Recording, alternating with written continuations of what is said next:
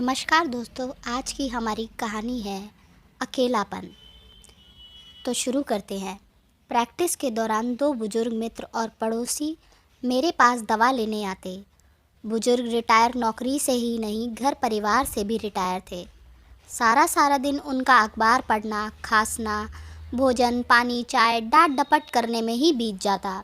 उस पर बेटे बहू बच्चे, क्या पत्नी भी ऊब कर कह देती, नौकरी करते थे तभी अच्छा था। 7-8 घंटे घर में शांति तो रहती थी। गलत कोई नहीं, पर परेशान सभी हो रहे थे।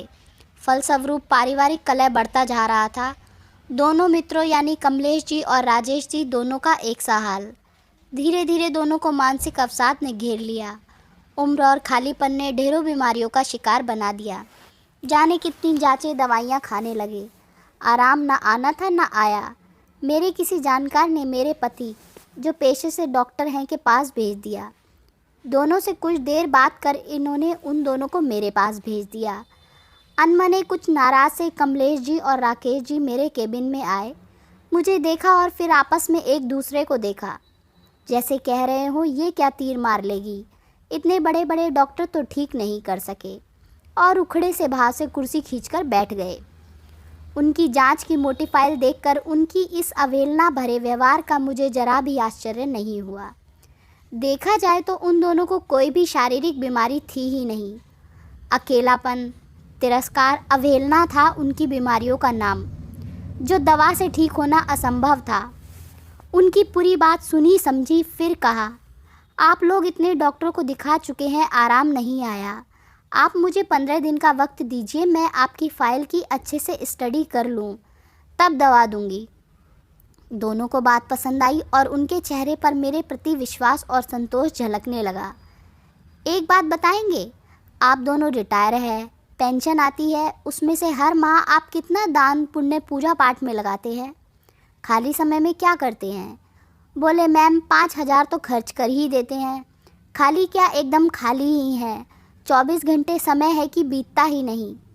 तब ठीक, आप दोनों पोस्ट कार्ड खरीदे, रोज़ सुबह हमारे अस्पताल आए हुए हर मरीज के पास जाएं, उनका खत पढ़ दें और लिख भी दें।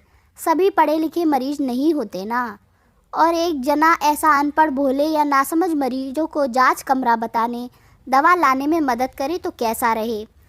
15 दिन आप मेरी बात मान करिए, 2 काम करिए, पर हाँ, समय से वही, ऑफिस समय 10 से 5 बजे तक। मैं तब तक आपकी फ़ाइल स्टडी कर लेती हूँ। दोनों खुशी खुशी मान गए। दूसरे दिन से आने का वादा हुआ।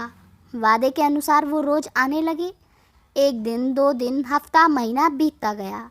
एक ही अस्पताल होने से हमारी मुलाकात होती रहती थी। शुरू शुरू में तो फ़ाइल पढ़ी, क्या मैम पूछा, फिर पूछा ही नहीं। पूछते तो तब जब बीमार होते।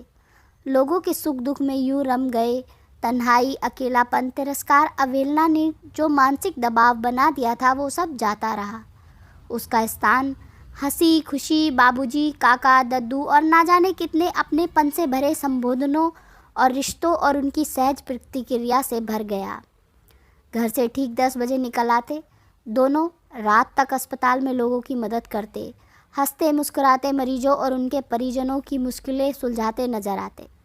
आते जाते मेरी दुआ सलाम होती रहती। ना उन्होंने कभी अपनी फ़ाइलों का जिक्र किया, ना मैंने फ़ाइलें पढ़ी। ज़रूरत ही कहाँ थी। 70 वर्षीय कमलेश जी और राकेश जी कितने ही रिटायर लोगों के लिए एक सशक्त उदाहरण बने। अब दोनों हमारे मध्य नहीं है, पर यह परिपाटी आज भी कायम है। कितना सुखद अनुभव होता है किसी उदास मुख पर एक हंसी दे जाना। शब्दों में बयान नहीं किया जा सकता वो एहसास, सिर्फ और सिर्फ महसूस किया जा सकता है। अनुरोध है, आप भी महसूस करके देखिए।